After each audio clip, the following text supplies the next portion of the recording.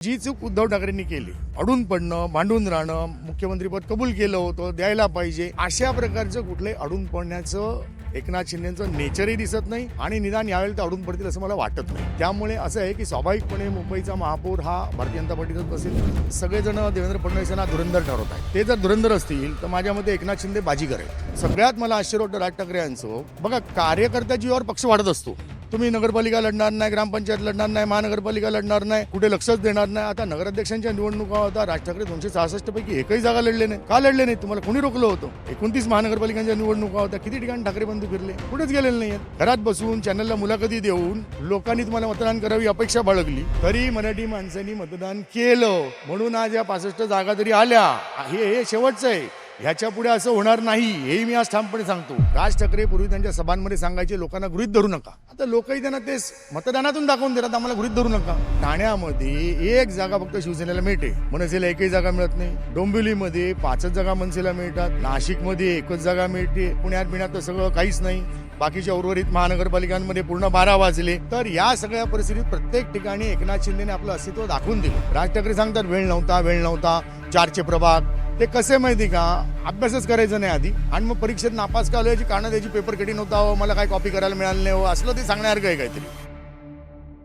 नमस्कार, बोलबिडूमध्ये आपलं स्वागत. मुंबई, ठाणे, MMR या सगळ्या निवडणुकांचे निकाल जे आहेत ते लागलेले आहेत आणि आता जरी उत्सुकता असली की महापौर कुणाचा होणार, तरी पण अजून रणांगण जे आहे ते धगधगतं आहे. मुंबईमध्ये महापौर पदावरून एकनाथ शिंदे जे आहेत ते रुसून बसलेले आहेत. त्यांचे नगरसेवक आहेत ते ताजमध्ये आहेत आणि काय करणार, त्यांनी महापौर पदाचीच मागणी वगैरे केली आहे.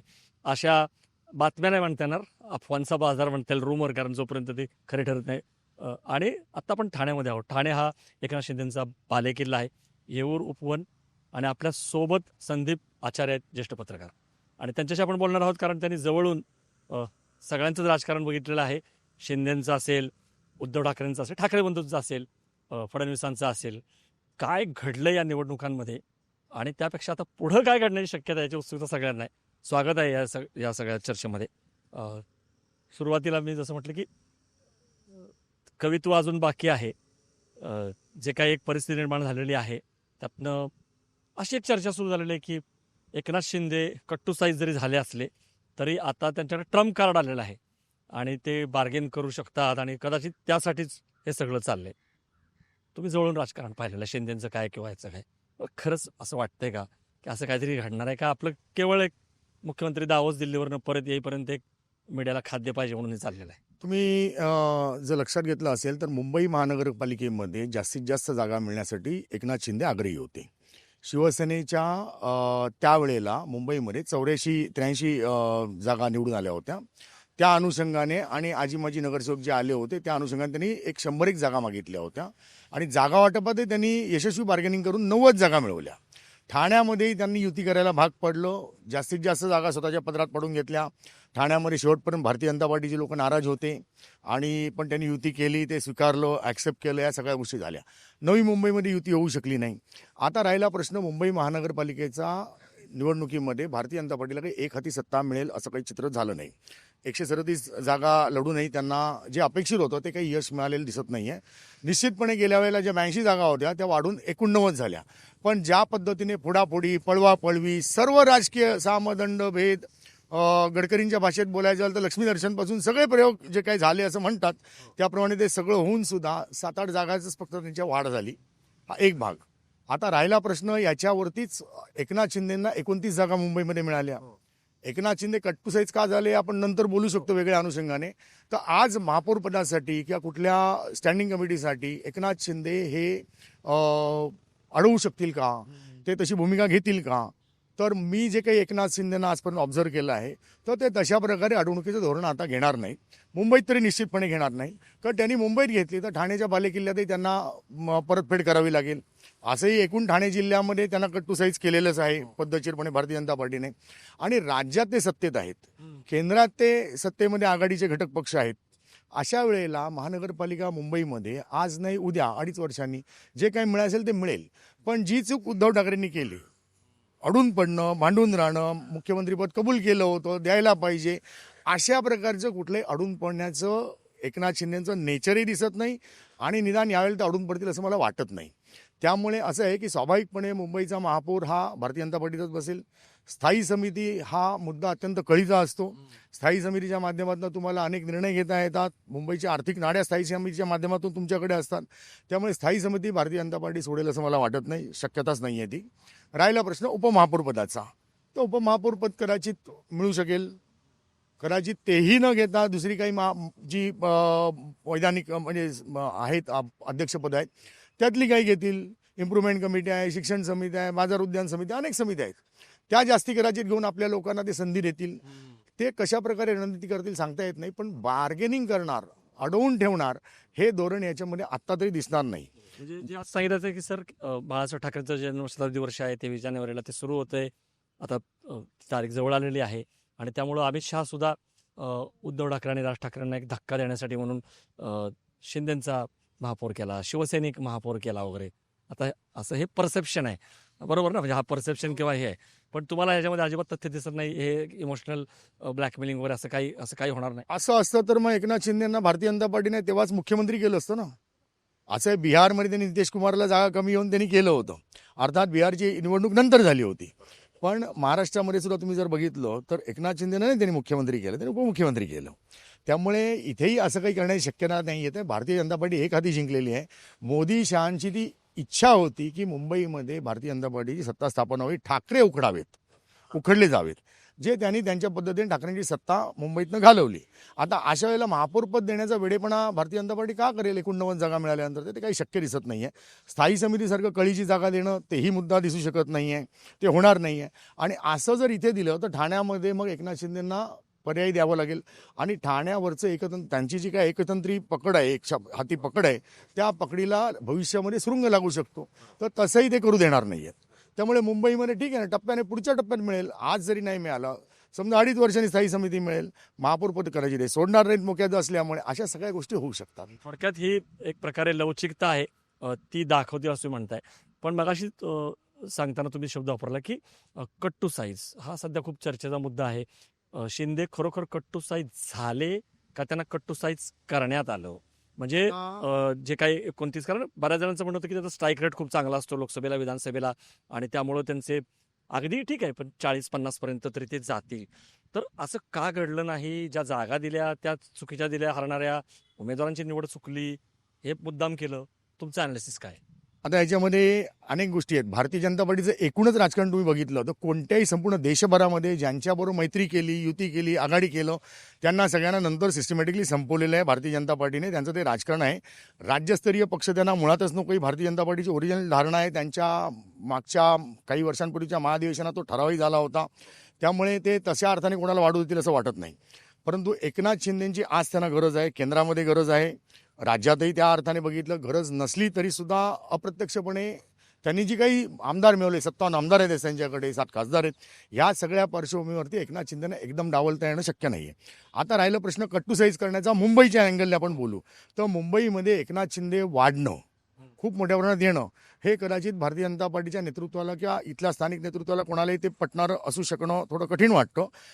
अन्यथा, आणि ह्याला सबळ थोडं सर्कमस्टन्शियल एव्हिडन्सेस पण दिसतात, अन्यथा कोणतरी एक अण्णामलाई येतो आणि मुंबई महाराष्ट्राची नाहीच म्हणून सांगतो. हे जे काय होतं, एक कोणतरी कृपाशंकर येतो, मीरा भाईंदरमध्ये उत्तर भारतीय महापौर बसू म्हणून सांगतो. हे जे काही सगळे उद्योग केले जातात पद्धतशीरपणे, आशिष शेलार येतो, शिवसेनेला मुस्लिम महापौर बसवायचा म्हणून सांगतो, नंतर ती सगळी भाषाच बदलली जाते. या सगळ्या ज्या काही आपण जर एकूण बघितलं तर शिंदेंचे उमेदवार कमी यावेत, त्या प्रमाणात तुलनेत शिवसेनेचे बऱ्यापैकी यावेत, हे एक धोरण असू शकतं असं मी म्हणू शकतो. ठामपणे सांगणं तसं कठीण आहे, पण त्याचा फटका बसला का शिंदेंना? हो, निश्चितपणे बसला असणार. असं आहे, मुंबईमध्ये हिंदी सक्तीचा मुद्दा आला, तिथपासूनच खरं तर सुरुवात झाली म्हणायला पाहिजे आपण. हिंदी सक्तीचा मुद्दा आणायचं काहीच कारण नव्हतं पहिलीपासून. हिंदी सक्ती, त्याच्या विरोधात आंदोलन झालं, त्याला मराठी माणसाने जो अभूतपूर्व प्रतिसाद दिला, त्यातून राज ठाकरे, उद्धव ठाकरे 2 भाऊ एकत्र आले. अर्थात ती त्यांची गरजही होती एकत्र येण्याची, अन्यथा स्वतंत्रपणे लढले असते तर दोघांचंही काही खरं नव्हतं. हे चित्र काही सांगायला कोणत्या ज्योतिषी कोणाचीच गरज नाही आहे. अशा वेळेला ते दोघं एकत्र आले आणि एकत्र आल्यानंतर त्यांनी ज्या ताकदीने अपेक्षेने लढण्याची अपेक्षा होती, लढले नव्हते, पण तरीही मराठी माणसाने मनापासून उद्धव ठाकरेंना किंवा शिवसेनेला एक साथ दिली असं आपल्याला म्हणावं लागेल. तो जनमताचा आणि रेटा हा, झाला त्यात- त्यामुळे त्यांना त्यात- भाग पडलं. त्यातनं तुम्हाला असं एकनाथ शिंदे वाटतं काही प्रमाणात कट्टुसाईज झाले. जो जनमताचा रेटा निर्माण झाला हिंदी सक्तीनंतर त्यामुळे त्यांना एकत्रित भाग पाडलं अशा चर्चा होत्या की राज ठाकरे फार खुश नव्हते त्यांची बॉडी लँग्वेज किंवा काय वगैरे. त्यामुळे आता ठाकरे बंधूंच्या याच्याकडे येऊयात. तुम्ही मगाशी उखडला शब्द हे केला की ठाकरेंना उखडण्याचं. तर असं उखडता येईल का किंवा उखडले गेलेत का? उद्धव ठाकरे आणि राज ठाकरे यांच्या परफॉर्मन्सवर तुम्ही काय म्हणाल? सांगितलं जाते की इतकी फोडाफोडी, इतके नगरसेवक पळवले, लेवल प्लेईंग फील्ड एक नव्हतं. असं असताना ठाकरेंनी 65 वगैरे आणलेले आहेत. तर ठाकरेंच्या यशाचं मूल्यमापन तुम्ही कसं करा? मुळामध्ये तुम्ही लक्षात घ्या याच्यामध्ये की बाळासाहेब ठाकरे यांचा करिश्मा आजही आहे. भारतीय जनता पार्टी ही सातत्याने बाळासाहेब ठाकरेंना ब्रँड म्हणते. देवेंद्र फडणवीस हे म्हणतात बाळासाहेब ठाकरे ब्रँड आहेत. हे दोन ब्रँड आहेत. हे देवेंद्र फडणवीस यांचं स्टेटमेंट आहे. एकनाथ शिंदे बाळासाहेबांचे विचार घेऊन आम्ही चाललोय म्हणून सांगतात. याचा अर्थ मराठी जनांना आजही मराठी माणसावरती मुंबईमध्ये बाळासाहेबांचा गारुड आहे का? हो आहे. हा एक भाग झाला. आता राज ठाकरे शून्यामध्ये होते. राज ठाकरेंना गमवायचं काहीच नव्हतं तसं बघितलं तर. बरोबर आहे. जे काय मिळणार होतं त्यांना मिळणार होतं. त्यांचे 6 नगरसेवक उद्धव ठाकरेंनी पळवले होते. त्या निवडणुकीत जिंकून आले. एक गमतीचा भाग म्हणून म्हणू. परंतु त्यांना हिंदी सक्तीच्या मुद्द्यानंतर त्यांच्याकडे 5 महिने तब्बल होते. या 5 महिन्यामध्ये त्यांनी मुंबई, ठाणे, पुणे, नाशिक सगळं पिंजून काढायला पाहिजे होतं. राज ठाकरेंचं USP जर त्यांचं भाषण आहे तर त्यांनी का केलं नाही? या महाराष्ट्रामध्ये असंख्य मुद्दे होते. तुम्ही बघा मंत्रिमंडळातल्या अनेक मंत्र्यांचे भ्रष्टाचाराची प्रकरणं बाहेर येत होती. आमदारांकडे किंवा कमिट्यांच्या अध्यक्षांकडे कोट्यावधीची माया व्हिडिओवरती सातत्याने दिसत होती. अनेक वेळा ते सापडलेले आहेत. महाराष्ट्रामध्ये तुम्ही जर बघितलं असेल तर आत्ता क्राईम रिपोर्ट ब्युरो ऑफ इंडियाचं जी आकडेवारी आहे 30 ते 35 37 हजार महिला साधारणपणे आणि मुली महाराष्ट्रात गायब झालेल्या आहेत. मुंबई शहरामध्ये 11,000 मुली गायब झालेल्या आहेत. बेरोजगारीचा प्रश्न आहे. महागाई आहे. वेड्यासारखी महागाई वाढते. डॉलर कुठे नेऊन ठेवला इथपासून सगळेच प्रश्न आहेत. बरोबर आहे. जेव्हा 58चा डॉलर 60 झाला तेव्हा रुपया नाही गिरता है, देश की प्रतिष्ठा गिर रही आहे असं सुषमा स्वराजांपासून मोदींपर्यंत सगळे सांगत होते. आज डॉलर 90ला गेला. यांच्याकडे शेकडो मुद्दे असताना मुंबईतले अनेक मुद्दे आहेत. ह्यातल्या कुठल्याही मुद्द्यांवरती दोन्ही ठाकरे बंधूंपैकी म्हणजे उद्धव ठाकरे तरी काही प्रमाणामध्ये हल्ला करत होते. पण राजकडे यांच्याकडे जी भाषणाची आक्रमकता आहे त्यांचा तो USP आहे. अभ्यासपूर्ण मांडणी, पद्धतशीर मांडणी. यातलं त्यांनी काहीच का केलं नाही हे गौडबंगाल आहे. मुंबई शहरामध्ये, ठाण्यामध्ये, पुण्यामध्ये, नाशिकमध्ये 8, 10, 12 सभा घ्यायला त्यांना कोणी रोखलं होतं? का त्यांनी घेतल्या नाहीत? मुलाखती सुद्धा ज्या त्यांनी दिलेल्या आहेत त्या मुलाखतीमध्ये पण तुम्ही जर सगळ्या मुलाखती बघितल्या असेल, मी 5-7 मुलाखती त्यांच्या बघितल्या, त्याच्यामध्ये शेवटी काही प्रश्नांवरती जेव्हा पत्रकार यायचे ते सगळं मी सभेत बोलीन. मग मुलाखती केल्यात का तुम्ही? हाही प्रश्न होता ना. जे अनेक मुद्द्यांना स्पर्श केला. सगळ्यात महत्त्वाचं म्हणजे भारतीय जनता पार्टीने सत्तेमध्ये येण्याच्या पूर्वी, आज तुम्ही भारतीय जनता पार्टीवर आरोप करा, फोडतोड केली, तोडफोड केली, धनशक्तीचा वापर केला, काही करू शकता. पण ज्यावेळेला भारतीय जनता पार्टीकडे या सगळ्याचा अभाव होता तेव्हाही ते सत्तेतल्या सर्वोच्च माणसाविरुद्ध लढत होते. सातत्याने शरद पवारांना टार्गेट करत होते. मुख्यमंत्री विलासराव असेल त्यांना टार्गेट करत होते. त्यांनी 2-3 नंबरच्या कोणाला टार्गेट नाही केलं. तेच तुम्ही राज ठाकरेंचं जर एकूण या 5 महिन्यातलं वागणं बघितलं असेल तर अभावानेच त्यांनी मुख्यमंत्र्यांवरती टीका केली. बरोबर आहे. शेवटी तर शेवटच्या सभेत ते फक्त हा बसवलेला मुख्यमंत्री एवढाच मर्यादित बोलले. महाराष्ट्राच्या मंत्रिमंडळात एवढे भ्रष्ट मंत्री आहेत. मंत्र्यांच्या मुलांचे भ्रष्टाचार बाहेर येत आहेत. अजित पवारांच्या मुलाचा 1800 कोटीचा विषय होता, त्याच्यावर एक शब्दही कोणी बोलत नाही आहेत. विधिमंडळामध्ये तुम्ही बघितलं असेल तर उद्धव ठाकरे यांच्या शिवसेनेच्या आमदारांनी प्रश्नच उपस्थित केला नाही. कोणी उपस्थित केला? सुषमा अंधेरे आणि म्हणजे तुमचं एकंदरीत म्हणणं आहे की एवढी परिस्थिती अनुकूल असताना महाराष्ट्र सोडा MMR मध्ये जरी ते फिरले असते, कारण बघा नाही फिरले हो. न फिरता कल्याण डोंबिवलीला 5 आणि 10 जागा आल्या. मिळाले ना उद्धव ठाकरेंना, ते मुळामध्ये संघटनेची एक बांधणी. मराठी माणसाने दोघं पहिल्यांदाच एकत्र आलेत. या मुद्द्यावरती केलेलं मतदान, हिंदी सक्ती असेल, अण्णाई मलाईचा विषय असेल, कृपाशंकरने जे काय बडबड केली असेल ते असेल, या सगळ्यातनं मराठी माणसाने चिडून मतदान केलं. त्यातनं शिवसेनेला मुंबईमध्ये यश मिळालं. मग ते ठाण्यात का नाही मिळालं? ते पुण्यात का नाही मिळालं? ते नाशिकमध्ये का नाही मिळालं? ते अन्य महानगरपालिकांमध्ये का नाही मिळालं? अन्य महानगरपालिका तामिळ माणूस राहतो का? मराठी माणूसच राहतो ना. मग तिथे बरं सगळ्यात मला आश्चर्य वाटतं राज ठाकरे यांचं. बघा, कार्यकर्त्या जीवावर पक्ष वाढत असतो.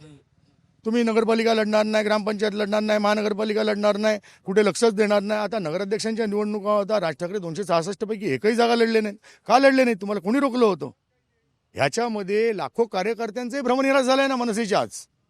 आज मुंबई 29 महानगरपालिकांच्या निवडणुका होत्या, किती ठिकाणी ठाकरे बंधू फिरले? कुठेच गेलेले नाही आहेत. बरं, मुंबईत तरी 4-5 सभा घ्यायच्या, मोठमोठे रोड शो करायचे होते, एक त्याने परसेप्शन तयार होतं, एक वातावरण तयार होतं, तेही त्यांनी केलं नाही. घरात बसून चॅनलला मुलाखती देऊन लोकांनी तुम्हाला मतदान करावी अपेक्षा बाळगली, तरी मराठी माणसांनी मतदान केलं, म्हणून आज या 65 जागा जरी आल्या, हे शेवटचं आहे. ह्याच्या पुढे असं होणार नाही, हेही मी आज ठामपणे सांगतो. आता राहिला प्रश्न एकनाथ शिंदेचा. तर एकनाथ शिंदेंना एकाच वेळेला भारतीय जनता पार्टीला पण टक्कर द्यायची होती. सगळ्या ठिकाणी त्यांची युती झालेली नाही. एकनाथ शिंदे ज्या पद्धतीने नगराध्यक्षांच्या इलेक्शनमध्ये त्यांनी यश मिळवलं, काय 57-58 त्यांनी नगराध्यक्ष आणले, 601 साधारणपणे नगरसेवक आणले, त्यातले 22 नगराध्यक्ष तर भारतीय जनता पार्टीच्या नगराध्यक्षांना पाडून ते आलेले आहेत. 57 आमदार आणले, तेव्हाही लोकांना अपेक्षा नव्हती एवढे ते आमदार आणतील. आणि आताही महानगरपालिकांमध्ये जर तुम्ही बघितलं असेल तर 399 नगरसेवक सर्व महानगरपालिकांमध्ये मिळून त्यांचे आलेले आहेत. नवी मुंबईमध्ये गणेश नाईकांनी त्यांच्यावरती टोकाची टीका केली, एकनाथ शिंदेनी टीका नाही केली आहे. टीका न करताना त्यांनी 42 आमदार 42 नगरसेवक आणले ना. 42 ही संख्या मोठी आहे ना. एकाच वेळेला एकनाथ शिंदे या माणसाला एकाकी सगळ्यांशी लढायचं होतं, सगळ्या महानगरपालिकेत लढायचं होतं. आणि ठाणे जिल्ह्यातल्या महानगरपालिकांवरती भाजपचा खास करून डोळा होता. बाकीच्या मीरा भाईंदर असतील सगळ्या महानगरपालिकांमध्ये, त्यामुळे भाजपला यश मिळालं. त्यात मुंबईमध्ये परत टक्कर घ्यायची होती, ठाण्याचा गडही पूर्ण ताकदीने राखायचा होता, उर्वरित महाराष्ट्रातही फिरायचं होतं, नाशिक असेल, पुणे असेल, सगळ्या ठिकाणी त्यांनी यश मिळवले ना. बघा तुम्ही, शिवसेना, उद्धव बाळासाहेब ठाकरे आणि राज ठाकरे, त्यांना उद्धव बाळासाहेब ठाकरेंना संपूर्ण महाराष्ट्रामध्ये फक्त 155 नगरसेवक मिळाले, राज ठाकरेंना सगळे 13 नगरसेवक आले. हा दारुण पराभव आहे त्यांचा. म्हणजे मराठी माणूस त्यांच्यापासून तुटला आहे, ठाकरे बंधूंपासून, हे त्यांनी लक्षात घ्यायला पाहिजे. आणि नव्याने पूर्ण बांधणी करून, विचार करून, पूर्ण ताकदीने लोकहितासाठी लोकांच्या प्रश्नांवरती उतरायला पाहिजे, तर काही प्रमाणामध्ये आगामी काळात यश मिळेल. आता दुर्दैवाने थेट इलेक्शन आहे 3 वर्षानंतर, तेही लोकसभेच्या 2029ला, मध्ये आधी काही नाहीच आहे. पण म्हणून जर हे पुन्हा गप्प बसणार असतील, 2-4 महिन्यात कधीतरी एकदा बोलणार असतील, असं नाही नव्हतं. इलेक्शन टू इलेक्शन ठेवून चालणार नाही. आपण थोडंसं या मुद्द्याकडे येऊयात की शिंदेंना कसं घेरण्याचा प्रयत्न केला किंवा पुढे करणार आहे. त्याच्या आधी भाजपबद्दल बोललो पाहिजे. तुम्ही अनालिसिस केलं, शिंदेचं केलं, ठाकरे बंधूंचं केलं. भाजपबद्दल पण जे म्हटलं जाते की आता ठीक आहे, पहिला महापौर वगैरे बसेल, ऐतिहासिक आहे यश मुंबई महापालिका, ते पण काय 82वरून 89 गेले, पण त्याचंही खूप मोठं करून दाखवलं जाते की हा म्हणजे दिग्विजय वगैरे आहे वगैरे. तर तुम्ही काय मानता भाजपच्या या यशाबद्दल? बघा, भारतीय जनता पार्टीची बांधणी, वैचारिक बांधणी, स्पष्टता अतिशय व्यवस्थित आहे. सुरुवातीच्या काळात भारतीय जनता पार्टीला जेव्हा यश मिळायचं नाही, प्रत्येक ठिकाणी पराभव व्हायचा, तेव्हा ते आमची मतांची टक्केवारी कशी वाढते हे सांगायचे. जेव्हा त्यांचे 2 खासदार होते तेव्हा टक्केवारी कशी आमची वाढते, जागोजागी कार्यकर्ते कसे जोडले जातात, ह्याच्यावर ते भर द्यायचे. आता परिस्थिती कशी आहे, आम्ही जिंकलो, आता जिंकलो म्हटल्यानंतर जितमया करून असा काही एकदम आकाश पेटवून द्यायचो की लोक संभ्रमित झाले पाहिजेत. खरं मुंबईमध्ये त्यांना 137 जागा जेव्हा लढल्या होत्या ना, 150 जागा लढून 100पेक्षा जास्ती आणायच्या होत्या. पण ते 150 जागा लढून सुद्धा अण्णामलई वगैरे येऊन सगळे बोलून गेले असते तरी तोच प्रकार झाला असता. कारण मराठी माणूस काही नाही म्हटलं तरी यावेळेला मराठी माणसाने उद्धव ठाकरे शिवसेनेला साथ दिलेली आहे. हे मुंबई पुरतं तरी नाकारायचं काही कारण लागत नाही आहे. आणि मराठी माणसांनी स्वतःहून दिलेली साथ आहे. कारण ह्या लोकांनी काही विशेष प्रयत्न केलेत वगैरे तर असं काही नाही आहे. आता तुम्ही विचार करा, गेले वर्षभर उद्धव ठाकरेंचे 124 नगरसेवक एकनाथ शिंदेकडे गेले, पळवले म्हणा, काय वाटेल ते म्हणा तुम्ही, पण ते गेले. तुम्ही का रोखलं नाहीत त्यांना? कोणी अडवलं तुम्हाला? त्यावेळेला शाखांमध्ये का फिरला नाहीत? आणि ऐन लढाईच्या वेळेला तुम्ही सभा घ्यायच्या ऐवजी शाखांमध्ये फिरताय. मला कळत ना हा काय प्रकार आहे. बरोबर, हा एक भाग झाला. तर राहिला प्रश्न भारतीय जनता पार्टीचा. तर भारतीय जनता पार्टीचा स्वभाव असा आहे, 24 तास ते इलेक्शन मोडवरती असतो. हा एक भाग झाला. नगरपालिका निवडणुका ज्या वेळेला झाल्या, तुम्हाला आश्चर्य वाटेल, त्याच्या दुसऱ्याच दिवशी भारतीय जनता पार्टीने मुंबई महानगरपालिकांच्या निवडणुकांसाठी बैठक घेतली त्याच वेळेला. बरोबर आहे, म्हणजे त्यांनी एकही दिवस फुकट घालवलं नाही. त्यामुळे ते इलेक्शन मोडवरती कायम असतात. त्यांनी मुंबईसाठी पण रणनीती केली, पूर्ण ताकद लावली, जास्तीत जास्त जागा घेतल्या, 137 जागा लढल्या, पण त्यांना अपेक्षित यश मिळालं नाही. याच्या मागे महत्त्वाचा मुद्दा आहे तो म्हणजे मराठी माणूस यावेळेला एकवटला ठाकरेंच्या मागे. बाळासाहेब ठाकरे ब्रँड हे तुम्हीच सांगताय, दैवत आहे हे एकनाथ शिंदेही म्हणतायत, आणि उद्धव ठाकरेंना ठाकरे तर म्हणणारच आमचं दैवत आहे. त्यामुळे ही एक शेवटची संधी मराठी माणसाने ह्या दोन्ही ठाकरे बंधून दिलेली आहे. शेवटाला येताना सर 2-3 प्रश्न. एक तर आता हे सगळं होताना ठाण्यामध्ये सुद्धा संजय केळकर वगैरे म्हणायला लागलेले आहेत की मनमानी चालणार नाही, गरज पडली तर आम्ही विरोधी पक्षामध्ये राहू, आणि तुम्ही म्हणाल तेच तोरण, म्हणाल तेच धोरण, असं चालणार नाही वगैरे. ठाण्यात तर शिंदेचा बालेकिल्ला आहे, इथे त्यांचा महापौर येईलच, आणि त्यांच्या शेतीतलं पाणी हलू शकत नाही. तर हे काय म्हणाले, हे केवळ एक नुरा कुस्ती आहे काय, का खरंच काही प्लॅन दिसतोय की इथं घेरायचंच आहे. कल्याण डोंबिवली असेल, ठाणे असेल, रवींद्र चव्हाण पण इथलेच आहेत. त्यामुळे भाजप जाळ फास आवळेल शिंदेच्या भोवतीचा. भारतीय जनता पार्टीचं वैशिष्ट्य आहे, तुम्हाला सत्ता मिळत तुम्हाला स्वस्त बसू देत नाहीत ना ते. त्यांना भविष्यामध्ये सत्ता मिळवायची आहे. कल्याण डोंबिवलीतले लोकसभा मतदारसंघ जो गेला आहे तो आजही त्यांना खुपतोय ना.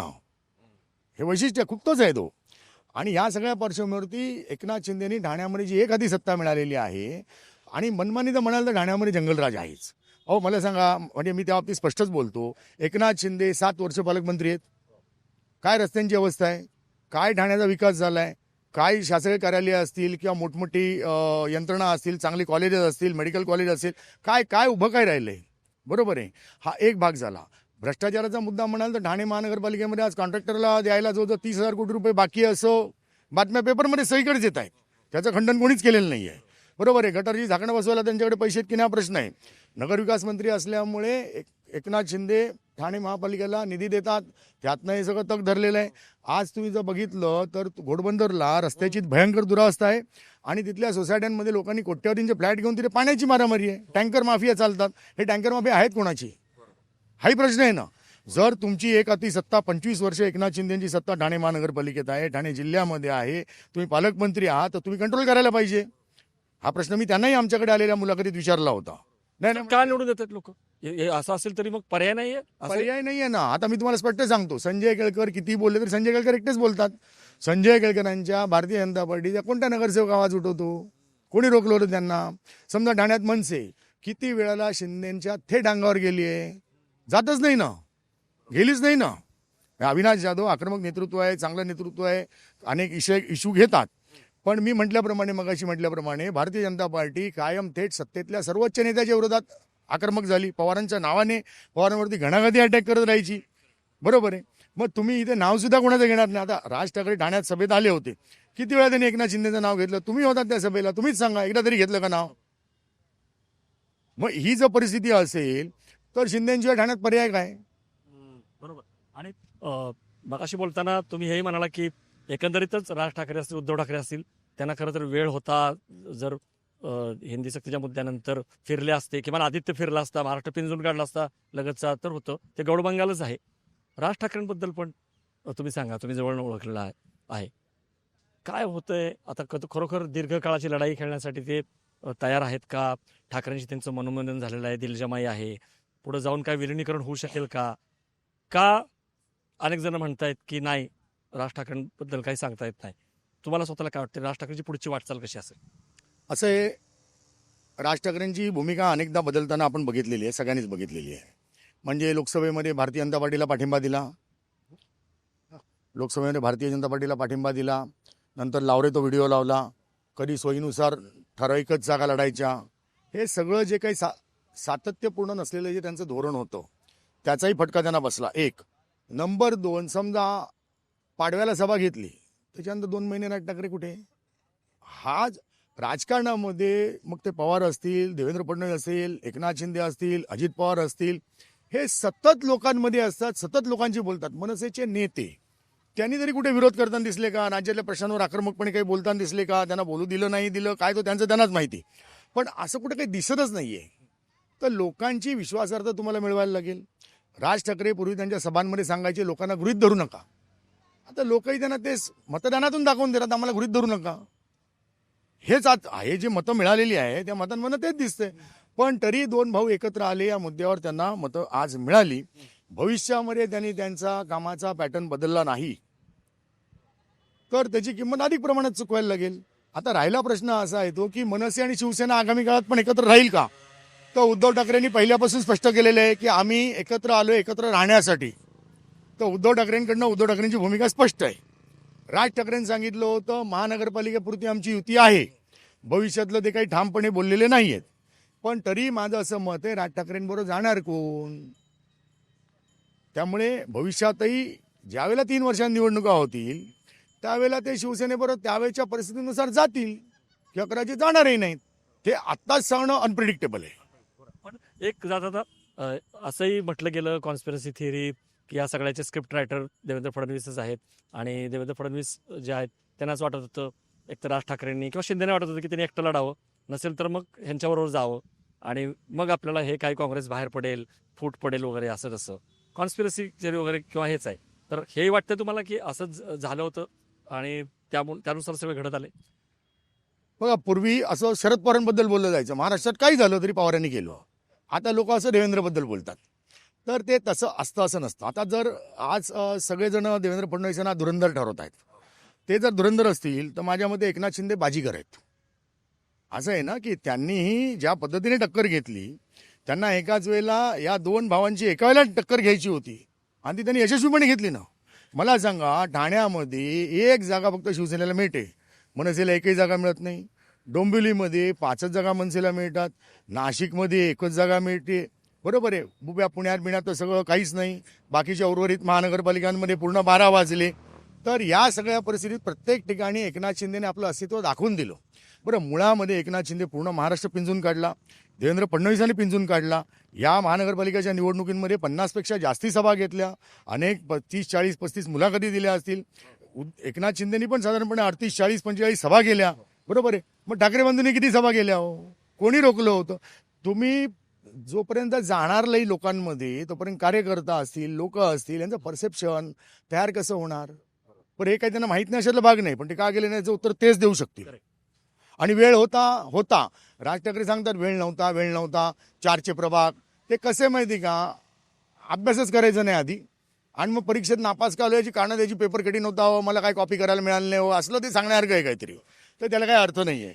त्यामुळे त्या आपल्या वागण्याचा एकूण विचार करून तुम्ही लोकांमध्ये पुन्हा नव्याने जर आत्मविश्वास निर्माण केला नाही, त्या दृष्टीने लोकांच्या प्रश्नांवरती घणाघाटी तुटून पडला नाही, तुम्ही विरोधी पक्षाची भूमिका बजावली नाही प्रॉपर, तर पुढे आणखी तुमची वाटचाल घसरणीलाच आहे. शेवटाकडे येताना की एकनाथ शिंदे कायम सांगत असतात की मी डेडिकेटेड टू कॉमन मॅन आहे.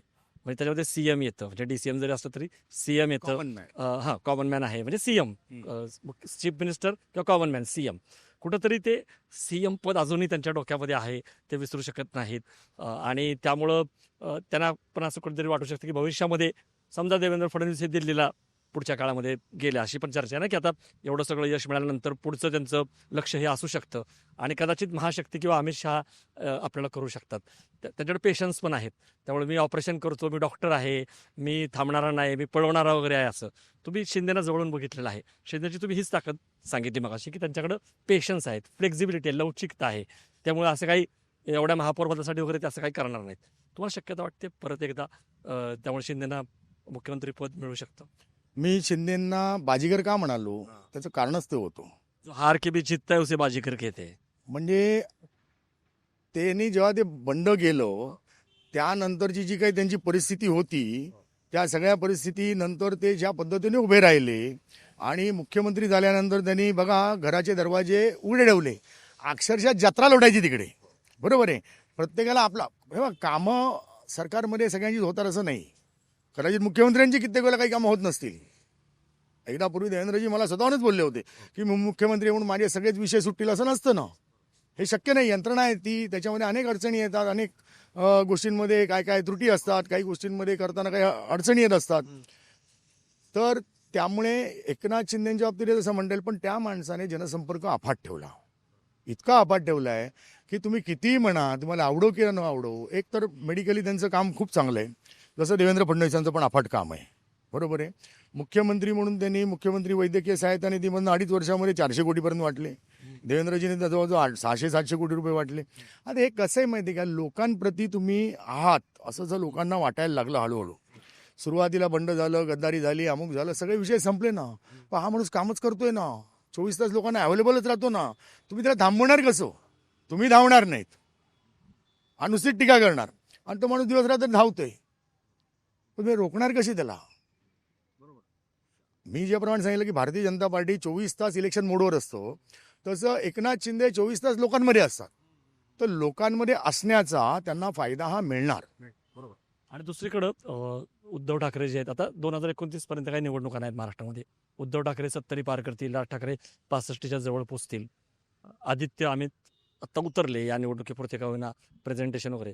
तुम्हाला काही वाटतंय का की निदान हे तरी फिरतील, कष्ट करतील आणि पिंजून काढतील महाराष्ट्र? कारण जर का पुढं जर सुरू ठेवायचं असेल उद्धवला किंवा याला 8 स्टँड बसवलेले आहेत ह्याच्यामध्ये उद्धव ठाकरेंची प्रकृतीचा प्रश्न आहे. राज ठाकरेंची आपल्याला साधारणतः माहिती आहे कशा पद्धतीची शैली आहे. तुम्हाला अपेक्षा आहे का ठाकरेंच्या पुढच्या पिढीकडून? हे बघा, काळ कोणाकरता थांबत नसतो. आता भारतीय जनता पार्टी असेल, एकनाथ शिंदे असतील किंवा उद्या आणखी कोणीतरी येईल, ही सगळी मंडळी जर धावत असतील, भिडत असतील विषयांना, लोकांमध्ये जात असतील, तर केवळ पैशाच्या जोरावरती, केवळ याच्या जोरावरती अशी टीका ईव्हीएम, या टीकेला काही अर्थ नाही आहे. तुम्ही लोकांमध्ये जाण्याची गरज आहे. सत्तेच्या विरोधामध्ये अखंड आवाज उठवण्याची गरज आहे. आंदोलनं करण्याची गरज आहे. चळवळी करण्याची गरज आहे. आणि आंदोलन करणं म्हणजे काही फक्त केसेस घेणं असं नाही. मराठीचा मुद्दा तुम्ही लावलाय, टोलचा विषय लावला, राज ठाकरेंनी अनेक विषय लावले. आणि मी हेही सांगेन की मराठी माणसाला खास करून मुंबई असेल, ठाणे असेल, कुठेही असेल, ज्यावेळेला अडचणी वाटतात त्यांना हक्काचा आसरा हा शिवसेनाच कायम वाटत राहिली. अनेकदा मनसे आता अलीकडच्या काळात वाटायला लागलं. छोट्या मोठ्या अन्यायांकरता जातात, पण शेवटी सत्ता तुमच्याकडे असेल तेव्हा लार्जर कामं होऊ शकतात, लोकहिताचे मोठे निर्णय होऊ शकतात, त्यातनं अनेक चांगल्या गोष्टी होत असतात. लोक तेही बघत असतात ना. तर तुम्हाला सत्तेतल्या भ्रष्टाचारावरती आवाज करायला लागेल, अखंड तुटून पडायला लागेल, तुम्हाला जनतेमध्ये एक स्थान तयार करायला लागेल. त्यासाठी तुम्हाला लोकांमध्ये जावंच लागेल, वेड्यासारखं फिरावं लागेल. हे जर तुम्ही फिरणार नसाल तर मला नाही वाटत तुम्हाला पुढच्या काळात टिकता येईल. आणि याच्यामध्ये पुढच्या पिढीनेही हे सगळं आत्ता ज्या पद्धतीने राजकारण चालू आहे ते सगळं लक्षात घेऊन, लोकभावना लक्षात घेऊन, लोकांनी का मतं दिली याचा अनालिसिस करून, अभ्यास करून त्या पद्धतीने त्यांनी एक रणनीती तयार करणं गरजेचं आहे. तर पक्ष टिकतील. काय होतं, एक छत्री पक्षामध्ये अनेक अडचणी असतात, भविष्यात त्या शिंदे नाही येणार आहेत. म्हणून संघटना बांधणी, स्थिर नेतृत्व तयार करणं, अनेक गोष्टी करणं गरजेचं आहे. हे दोन्ही पक्षांनी याचा साधक बाधक विचार त्यांच्या नेतृत्वाने केला, राज असतील, उद्धव असतील, तर त्यांची वाटचाल चांगली होऊ शकते, असं काही नाही आहे. अगदी शेवटचा प्रश्न श्रीकांत शिंदे, कारण श्रीकांत शिंदे राजकारणामध्ये आहेत. जसं आपण आदित्याने ह्याच्याबद्दल बोललो, श्रीकांत शिंदेबद्दल पण एकीकडे असं बोलत होतं की तरुण नेते आहेत, धडाडीचे नेते आहेत, ऑपरेशन सिंधुदुर्गात निवड वगैरे केली, पण मध्ये रवींद्र चव्हाणांच्या बरोबर जे काय झालं, मग ॲक्शनची रिॲक्शन आली उल्हासनगर किंवा ओमी कलानी वगैरे, त्यामुळं इमॅच्युरिटीचा पण आरोप होतो त्यांच्यावरती.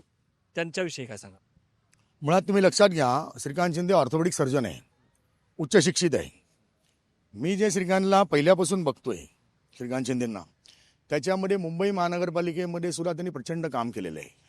अनेकांना हे माहिती नसेल की ज्यावेळेला हे नगरसेवक शिवसेनेचे उद्धव ठाकरेंचे खास करून पळवत होते, तेव्हा ते नुसतेच पळवत नव्हते किंवा नुसतेच पैशाचं वाटप नव्हतं होत. जागोजागी शाखा प्रमुख असतील, विभाग प्रमुख असतील, संघटना बांधणी, वॉर्ड न्याय बांधणी, मतांचा अभ्यास, ह्या सगळ्यांचा अभ्यास सातत्याने श्रीकांत शिंदे करत होतो. 8 महिन्यापूर्वी मी जेव्हा त्यांच्याकडे गेलो होतो त्यावेळेला जवळजवळ 3-4 या क्षेत्रातले जे काम करणारे आपण काय म्हणू कॅम्पेनर्स लोक असतात, कंपनी आहेत, त्यांच्याबरोबर सुद्धा ते समजून घेत होते, विषय वेगळे विषय समजून घेत होते, त्यानुसार रणनीती करत होते. आता हे काय होतं, कल्याण, डोंबिवली, ठाणे ही सगळी जी त्यांची होम पिच आहेत. आता तिथलं गणित आणि तिथली राजकारणं वेगळी आहेत. तिथे तुम्हाला याला कार्य करावंच लागतो. आणि मुळामध्ये रवींद्र चव्हाण म्हणाल तर तेही आक्रमक आहेत. म्हणजे तुम्हाला आठवत असेल, मागे एकदा इलेक्शनच्या वेळेला एकनाथ शिंदेंनी कल्याणच्या सभेमध्ये रडून उद्धव ठाकरेंकडे आपल्या मंत्रिपदाचा राजीनामा दिला होता ना. अरे वा, रवींद्र चव्हाणांची भीती होती ना, सगळे गुंड माझ्याकडे, सगळे गुंड माझ्याकडे. तर भारतीय जनता पार्टीने म्हणजे मुख्यमंत्र्यांनी देवेंद्र फडणवीस सांगितलं आमची दारं सगळ्यांना उघडी आहेत. त्यांनी बडगुजर पण घेतला ना, सलीम कुत्ताला बरोबर हाताला, त्याच्यावरती ह्याच लोकांनी केवढं रान उठवलं होतं. अरे तो पडला, फार चांगलं झालं, लोकांनी पाडला. प्रश्न असा आहे की असे अनेक गुंडपुंडे सातत्याने घेत असतात. आता जे ह्याच्यामध्ये श्रीकांत शिंदेचं म्हणू आपण, तरुण रक्त आहे, ते आक्रमक आहेत. पण तरीही ते वडिलांच्या प्रमाणेच, वडिलांच्या आदेशानुसार मर्यादेच्या पलीकडे जाऊन टीका नाही करत आहेत. तेही ॲक्शनच करतात आणि ॲक्शनला रिॲक्शनही येणार. आणि आता असं आहे ना की भारतीय जनता पार्टीकडे अफाट ताकद आहे. फक्त मुंबई महाराष्ट्रापुरती नाही ना, देशात भाजप पसरला आहे. त्या तुलनेमध्ये शिंदे आत्ता उभे राहत आहेत. सत्तेमध्ये भाजपबरोबरच आहे आणि भाजपच्या आधाराने म्हणा की दोघंही एकमेकांच्या आधाराने आज उभे आहेत, त्या चालतात, वाटचाल करतात. तर अशा वेळेला अस्तित्व टिकवण्यासाठी काही वेळेला तुम्हाला अरेला कार्य करावं लागतं, जे श्रीकांत शिंदे करतायत, जे एकनाथ शिंदे टाळतायत. सर खूप धन्यवाद. संदीप आचार्य, सांगायचं झालं त्या दोघांमध्ये सिद्धसाधकाची भूमिका दिसते मला एकूण. संदीप आचार्य यांनी काय एकंदरीत एकनाथ शिंदे करतायत किंवा एकनाथ शिंदे हे खरोखर इमोशनल ब्लॅकमेलिंग करतायत का, मुंबईमध्ये महापौरासाठी आग्रह धरतायत का, हे समजावून सांगितलं. पण त्याच वेळेस शिंदेचा सामना जो आहे तो विविध रंगी आहे. त्यांना भाजपवर पण लढावं लागते, ठाकरेंबरोबर पण लढावं लागते. त्यामुळं त्यांच्या अपयशाचं किंवा मुंबईमधल्या ज्या काय कामगिरीचं मूल्य आपण केलं जाते ते कसं केलं पाहिजे तेही त्यांनी सांगितलं. नेमकं ठाकरे बंधू जे आहेत ते कुठं कमी पडत आहेत किंवा त्यांच्या यशाचं जे वारेमाप कौतुक केलं जातं आहे ते फोल आहे, मराठी माणसांनी ते यश दिलेलं आहे, हेही त्यांनी सांगितलं की भाजपचा पण काही फार मोठा विजय झालेला नाही. एकूणच या सगळ्या निवडणुकीचं ॲनालिसिस जे आहे ते संदीप आचार्यांनी केलं. ते तुम्हाला पटलं का? त्यांचे मुद्दे, त्यांच्या भूमिका तुम्हाला आवडल्या का? तुमच्या ज्या प्रतिक्रिया आहेत त्यासुद्धा तुम्ही कमेंट बॉक्समध्ये जरूर नोंदवा आणि बघत राहा बोलबिडू. धन्यवाद.